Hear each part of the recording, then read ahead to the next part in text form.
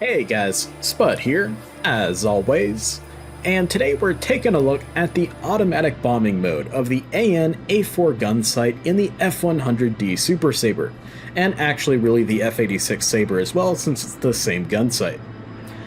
Even though it can take a ton of the guesswork and combing through scores of bombing tables out of the equation when it comes to delivering warheads on foreheads, it really wasn't used much by real F-100D Super Sabres in the skies of Southeast Asia. This is really due to the unreliability and complexity of the sight itself and keeping it maintained in the very harsh tropical environment in South Vietnam where most F-100s were based, not to mention the environment in Thailand as well. And the fact that many F-100 crews in Southeast Asia were both World War II and/or Korean War veterans, who just didn't trust this newfangled computer system, especially when the lives of American boys down below were in their hands. You gotta remember, the F-100 was really the original A-10 in the Vietnam era. But here in DCS world, the automatic bombing mode of the A-4 gunsight in our F-100D is really cool, and with some practice can be surprisingly accurate as well. Before we get started guys, I'm sorry I have to be doing this stereotypical YouTuber thing, but could you please subscribe down below? My analytics are showing that more than 70% of you guys aren't actually subscribed, and it would definitely help me and my channel out. So without further ado, let's go ahead and get started.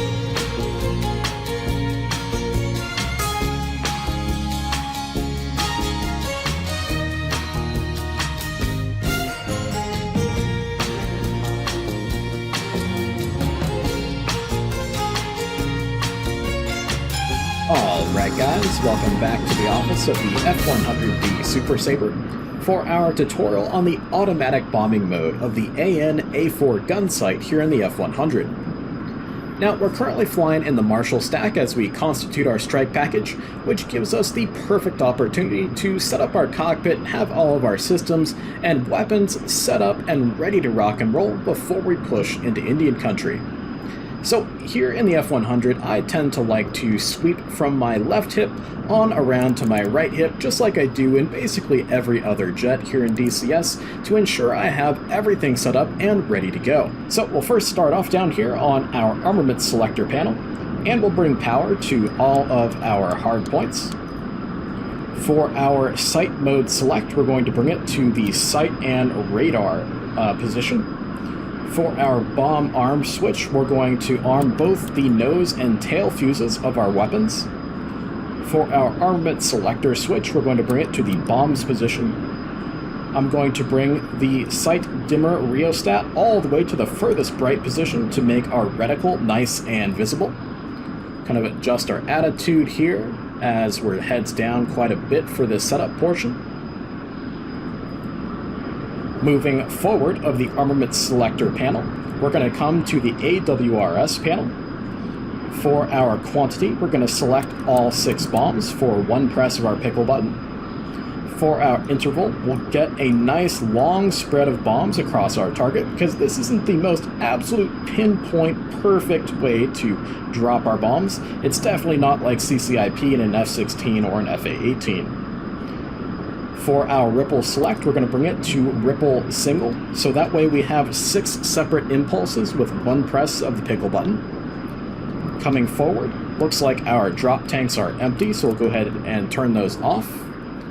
Check our aircraft attitude a bit here again. And moving forward to the bottom left-hand side of the instrument panel, for the weapon delivery selector switch of our A-4 gunsight, we're going to bring it to the right-hand bombs position. We'll select both of our guns so that way we have a hot trigger in case we get bounced by MiGs or something of that nature.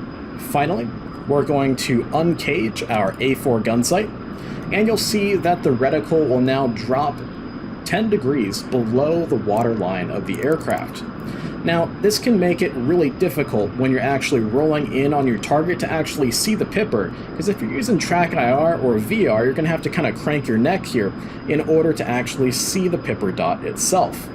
So I highly recommend you go ahead and raise your seat height so that way you can much more easily and more comfortably see the pipper dot on the combiner class of your gunsight. So now we'll just finish off the rest of our setup by moving down the right-hand side of our cockpit, and everything is looking set and ready to rock and roll. So we'll just await our push call here, and we'll start to head in towards our target. For the first run-in on our target and our first delivery of weapons using the automatic mode of our A4 gunsight here, I'm going to be periodically pausing the simulation and talking through how it actually works, and as a result of that, I'm probably going to whiff pretty badly with the bombs themselves, and then we'll go through a second evolution, try it again without pausing to do a bunch of explanations to show you guys that it can be quite accurate with a little bit of practice. So let's get started. Alrighty guys, as we push to our target here, we know our target's at about a heading of 300 from our Marshall point we just left. So we'll go ahead and start to bias slightly off to the right-hand side of our target here, so that way it's not just back behind our big old nose and instrument panel here in the F-100, and allow us to set up for a good roll-in maneuver that will bring us into about a 35 to 45 degree dive angle or so. Having a nice deep dive is going to make your automatic weapon delivery here in the F-100 that much more accurate and that much easier on both you and the mechanical computer in the A4 gunsight. So now that we're kind of biased off to the right-hand side here, we're going to start to look for TS airfield down there. There she is, right there. And we can see the apron where our MiG targets are parked, so that's perfect. Now, for a good rule of thumb when it comes to setting up for a roll-in maneuver and then getting into that perfect 35 to 45 degree dive, is once you've identified your target here, which is going to be that little apron of MiGs, we want to fly to have that target just barely touching our canopy rail right here, and then once that target starts to travel back down our canopy rail, and then as it starts to touch our canopy bow and it's back behind the bow here, we can initiate our roll-in maneuver and start our dive down to the target, and if we have those two kind of metrics met, that should give us that perfect dive angle we're looking for. So we'll start to come off to the left a little bit here now, starting to look for getting our target right up against... Ooh, that's getting loud. Let's go ahead and turn down the audio of our RHAW. Looks like it's just AAA for now, so that's okay to turn that down. Our target's right up against our canopy rail here, waiting for it to touch our canopy bow. Here she comes. Right there. And boom. Okay guys, at this point, we're going to press and hold our electrical cage button. This is going to cage the gyros in our A4 gunsight here to preserve their alignment throughout the rather violent roll-in maneuver and then roll to wings level maneuver once we're in the dive. Once we uncage those gyros by releasing the electrical cage button, our gyros will then be able to use that 10 degrees down reference line in order to receive ranging information from our radar and then calculate the angle rate of change between our target and our aircraft to know what the appropriate time is to actually release the bombs off of the aircraft. Once we roll in and we have our nose onto our target and we release the electrical cage button, we need to ensure that we fly to keep the pipper dot in our gunsight here directly onto the target as smoothly and as carefully as we possibly can. The smoother and more carefully we're flying the jet, the more accurate our weapon delivery is going to be. If we have any sudden bounces or even hit some turbulence, that could throw off our bombs quite significantly from our target itself. Now, as we're rolling into the target and we're now in the chute coming down to the target, of course our airspeed is going to be increasing and increasing and increasing. And this is going to lead you to having to push forward on the stick in order to retain the pipper dot on the target. So with that, we'll go ahead and unpause and keep on going here. So we'll press and hold electrical cage. We're going to roll over into the roll-in.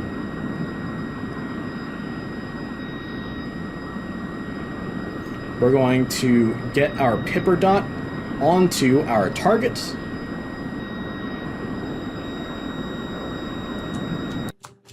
We're going to pause the simulation here, and I'm currently still pressing and holding the electrical cage button.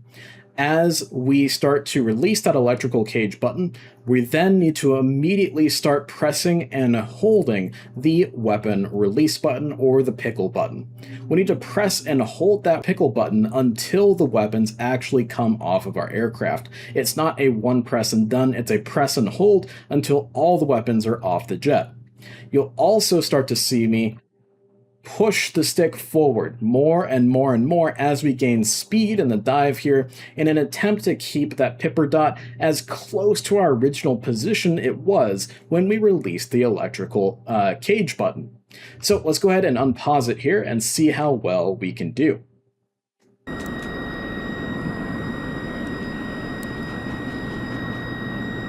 Alright, so you can see that the weapons come off the jet quite quickly here. I don't think I did a very good job of being super smooth with it, but we can see we're relatively accurate. The bombs tend to fall a little bit short of your target when you do not keep your nose on the target for at least a couple seconds before you actually release the sight electrical cage button.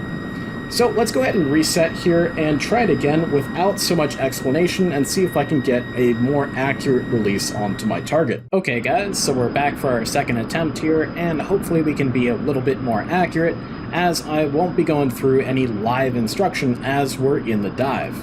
So we'll go ahead and raise the seat back up a little bit here to make the pipper dot a bit easier to see.